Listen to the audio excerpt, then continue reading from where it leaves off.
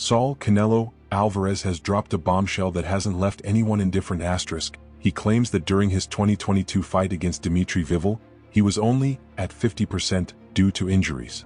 According to him, he couldn't train or even run during camp because of hand and knee issues. But is that really believable? The Mexican fighter has confessed that he wants a rematch with Bivol in 2026. He says he has unfinished business, that he needs to prove something to himself, but fans aren't convinced. Many believe Bivol was simply too much for him. Bigger, more technical, and with stamina that made him look dominant. That night, Canelo looked gassed after the third round. What many can't forgive is that he's bringing up these excuses 3 years later. Why not go for the rematch sooner? Why wait so long? Is he waiting for Bivol to age or lose his edge? Or is he just afraid of reliving a nightmare? Let's remember, Bivol didn't just win by unanimous decision. He controlled the fight from start to finish. The official scorecards barely reflected what truly happened in the ring. And now, if Canelo fails to shine in his upcoming fights, against William Skull on May 3rd or against Terence Crawford on September 13th, will there really be interest in seeing him move back up to 175 pounds? Or will it just be another excuse to justify another setback? Alvarez insists he would only fight at light heavyweight again if it's against Bivol, because that's the only rematch he wants at that weight. However, questions keep coming. Why didn't he pursue it earlier? Was he truly unfit for 3 years? Or did he simply not want to risk another loss? Curiously, now that Saudi money is involved, Canelo seems willing to face the Russian again. Maybe he thinks a massive payday could soften the blow, in case he falls once more. That loss left something in me. I want to prove I'm better, Canelo said, making it clear that he still hasn't gotten over what happened on that May 2022 night. He even admitted, I was at 50%. No conditioning. I couldn't throw punches like I should. No sparring, no protection, nothing. But, if he was really in that condition, why accept the fight?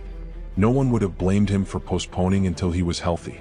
But now, bringing all this up as if trying to clear his name has only fueled the controversy. Look, obviously you're the top guy at 168, but you fought at 175 twice before, and you mentioned your left hand before against Ryder. I know that left hand was also injured for the Bivol fight. Yeah. So do we maybe see that Bivol rematch next year? I hope I have the opportunity to have that rematch with Bivol. That's the only fight in 175 I really take. But we'll see. But I can tell that loss still bothers you. Yeah, not bother me, but not bother. You know, I want to tell myself, hey, you learn something from that fight, what things you don't need to do again, and I have that thing in myself. I say, hey, you need to show you are a better fighter than him. Plus, I imagine, being the competitor you are, you're like, okay, I had 12 rounds with this guy. I know what I can do. Yeah. After I had 12 rounds to study. I have 50% on my abilities right there.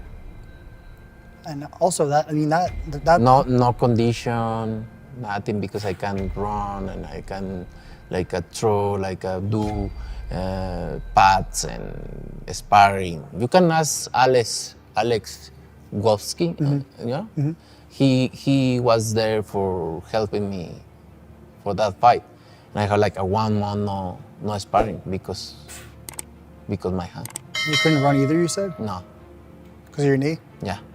So knee injury and a hand injury. Yeah. But even with that, it was No, I did a good fight, very good fight, but not enough.